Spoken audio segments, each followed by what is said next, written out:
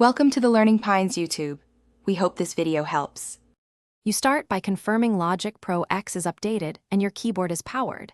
This prevents driver or latency surprises. Once done, pick your connection.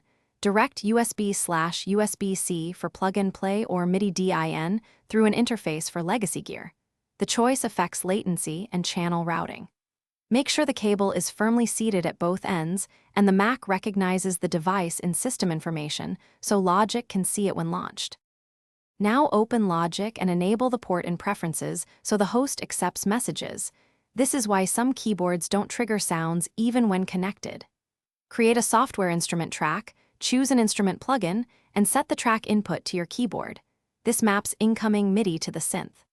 Once patched, monitor the transport or Midi activity indicator to confirm note data arrives. If you get activity but no sound, check channel mapping and instrument output settings. Finish by optimizing buffer size and latency. Lower buffers reduce delay but increase CPU, so aim for 64-256 samples depending on your system. Enable I/O and plugin delay compensation to keep timing tight when using software instruments.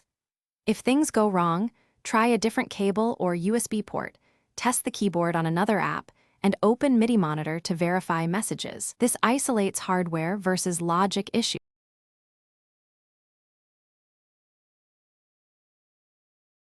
Thanks for watching.